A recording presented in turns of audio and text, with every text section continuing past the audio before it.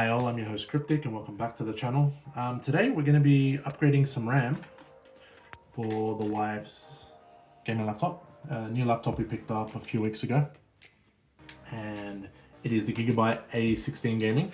This one is specifically the one with the Ryzen 7 CPU and the RTX 5060, 16 gigs of RAM, 1TB NVMe SSD. 16 gigs is okay, but she does do gaming day to day, so modded games, indie games, etc. 32 gigs is going to be a lot better, especially when she's streaming with her friends, Discord, a few other things. So with web browsing, everything, 32 really is ideal. Laptop can sort of max out around 14 gigs, so that's why. We're gonna do the SSD upgrade, but it's not required at the moment. Terabyte's more than enough for her. So that'll probably be a future upgrade, but I will show you where it's done on this specific model laptop once I open that up. Now, if you flip it over, it's not too difficult. 4 screws on the top, 4 screws on the bottom, 1 on each side and 1 in the middle. So we're gonna remove those with a Phillips head screwdriver, number 1.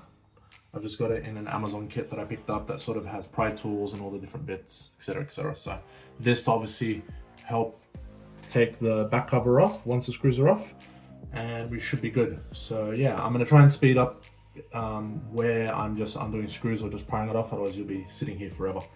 So yeah, straight into unscrewing the screws. Little tip though, try and place them exactly where you took them out of. That way, because certain screws are different lengths depending what part of the laptop, you don't want to get them mixed up. So yeah, let's just go straight into it.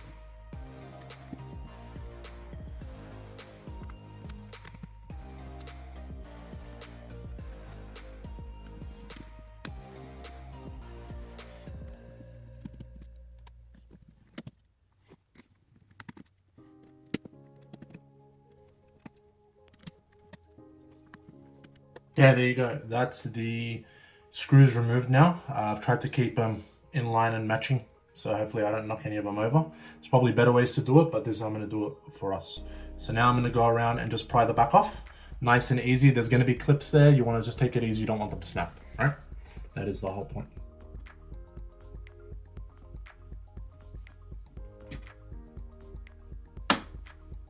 And nice clean pops like that. That's how you know you're doing it right. Just take your time. Nothing worse than trying to do this while you're rushing. You will destroy something and you will regret it. So yeah, again, I'll get this done and then I'll get it sped up so we can get to the next stage.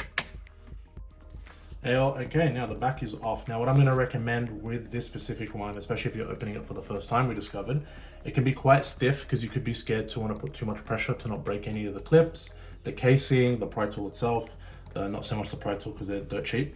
But you'd want to also slightly lift up as you pop and it'll make it easier. Good thing about this model, there is no hidden screws under the pads, right? So you don't have to remove them and then remove the screw and then hope the pad sticks on properly again. So without further ado, let's go off to one side. And here we go. This is the internals here. So as you can see, this already has one 16 gig crucial right there. CL46, 16 gigabyte at 5600 mega transfers. We've got the exact same. We're going matching here. You want to match where possible. If you can't source the same one, check the model number because sometimes they're OEM. So it could be the same as the crucial or whatever it may be, but they're just doing it as like their OEM branding. So double check the serial numbers, the models, and then match that way. That way you get RAM timings correct and you won't have any weird glitches within Windows, etc. Okay.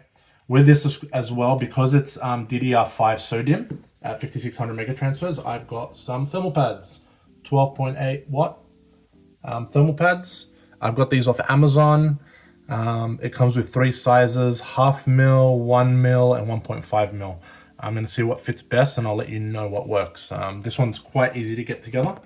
So before obviously we do any work on the components, you must disconnect the battery. You don't want to shock or short anything, and then you've just fried the whole thing. Okay, so as you can see here, this is the connector that goes straight from the battery to the board. You don't want to apply any pressure to the silver connector. You just want on the black and just wiggle it out slowly, and that's it. And then when you're done doing everything, you just wiggle it back in. Okay, so that's the whole plan here. If you've got some nails, that'll be a lot better. But that's all we need to do. And as you can see, it wiggles ever so slowly. Take your time. Again, patience is your friend when doing anything with fragile laptops or PCs or whatever. You don't want to be rushing anything or screwing anything up for any reason. Oh, it's a little bit, it's almost out. There's not much clearance with the battery to get the connector all the way up to the right, but we'll make it happen safely, of course. Okay guys, so we got the connector out. That was a little bit of a pain because of the way they've routed the cable and they've tied it down. I didn't want to rip anything into the battery, and obviously damaging the battery damages everything. What I recommend on this specific, on the A16, is use your pry tool, which is non-conductive, to raise the cables up and then continue to pull out the connector, because you'll get this side out pretty easy, but this one will just be stuck because the cables keep bumping into the battery itself. So once you get that out, we're good to go. We've got no power running to the board. Now, double checking here with the RAM, original one, they've got their own pad there for it that comes from factory to protect it against the board. So looking at this, it seems to be roughly 0.5 mil. So I'm going to double check right now before I cut a piece. So again, this is what I got from Amazon. You can get whatever you want. That's the specs there. So these are just sheets and you cut them to size. Okay. I'm going to get this open. I believe 0.5 mil is going to be what we need, but I'm going to confirm it 100%.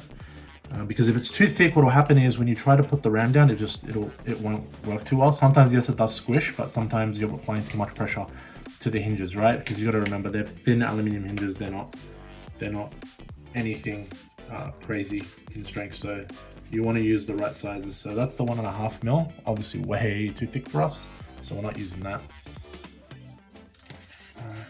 1 mil, again, too thick.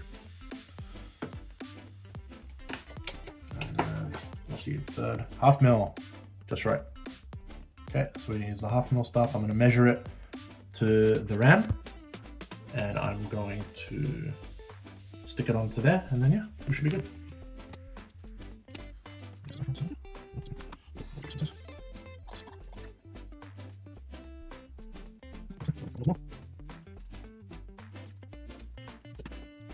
It's going to look something like that. Enough to cover the RAM chips. Doesn't need to be perfect, but as long as it's covering, you're good. Okay.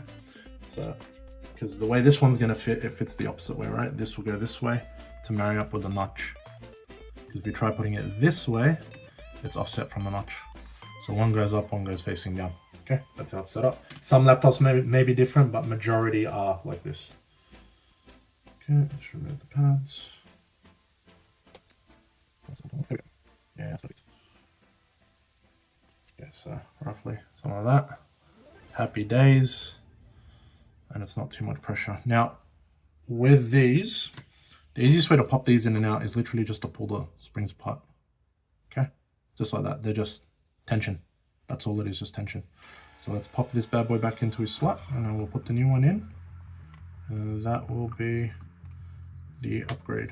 Okay, so once it's in like this, all you need to do is just literally push it down. Okay. It should clip into, there you go, nice in, there's no gaps, nothing funny. We're going to do the exact same thing again. So you put it on roughly like a 45-degree angle, 30 to 45, there you go. Look at that, happy. That's your RAM upgrade done. Okay, now for anyone curious for the SSD on this is the main one that's here, the 1 terabyte. With its little heat shield on top. Okay, comes with its screw. Now here's the kicker with this, doesn't come with a screw. Hey all, Future Cryptic here, editing the video, and I've realized I've made a bit of a mistake. The M.2 screw is actually right there. You can see it marked on the motherboard itself, M.2 by 3.5 mil. They keep it there safe on the motherboard for you then to install your 22 by 80 SSD, put it right there and screw it straight onto the standoff. So don't make the mistake assuming you need to buy it. We haven't bought obviously the screws yet, but just for your sake, check both locations before deciding whether you need to buy an M.2 screw for your SSD. Okay, anyway, back to the main video. Thank you. With this though, note, single-sided SSDs only. This does not take double-sided. So up to 2 terabytes you're typically safe. Some 4 terabytes might be okay, like the Samsung 990 Pro and equivalent, but double check. You can easily Google it, Reddit forums, Google, the specs on the manufacturer's site to double check, okay? But I think in the future we're going to go with 2 terabytes. That's going to be more than enough for this laptop. And of course, last but not least, we got to connect the battery back into here. So let's grab this and just take it easy, line it up. Oh.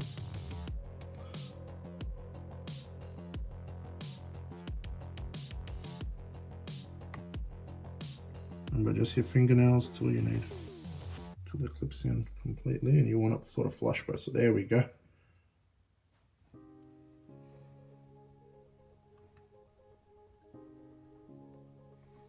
That's it.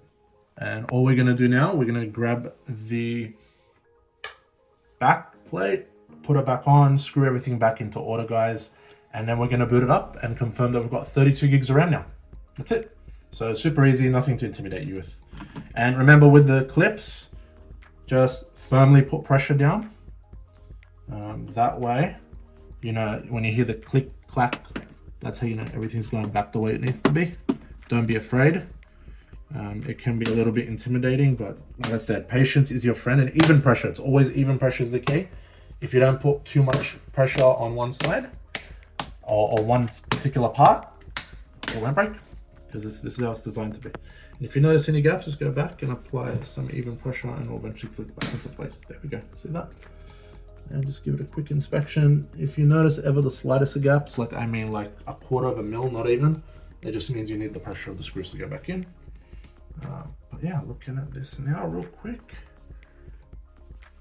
Beautiful. It's like it was never open. All right, I'm gonna get this screwed up and then we'll show you quickly a RAM overview, making sure all the RAM shows up, okay? We'll be right back.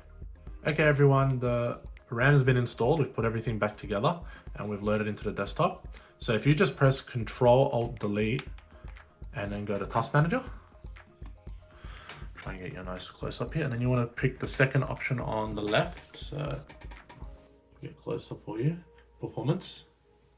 It will confirm here memory, and then on the bottom here it will tell you you've got 2 of 2 SODIMMs, total of 32 gigabytes of RAM.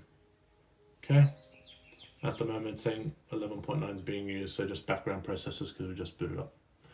Okay, and typical Windows, whenever you have Task Manager open, it's like, hey, what are you doing? The other way to check is obviously going to this PC, properties, boom. Installed RAM, 32 gigabytes at speeds, 5600 mega transfers. There you go. Nice and easy. Not that difficult and nothing to be afraid of. I know sometimes we can get a bit nervous trying to pull things apart and maybe breaking it, but not the case here at all. So if you found that informative and helpful, please leave a thumbs up, comment below. Any questions you may have, we'll be more than happy to answer.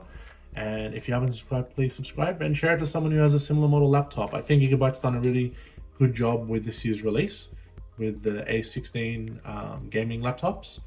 I'm a huge fan of the 5060 model. 5070, it's more money if you have it, and it's less than 10% more. Go for it. Otherwise, I say don't, because you are VRAM limited at 8 gigs. So you're not really going to reap the benefits of the extra cores and speeds and everything like that. You're still going to be limited. But yeah, that was pretty much it, guys. Thank you very much for watching, and we'll catch you on the next one.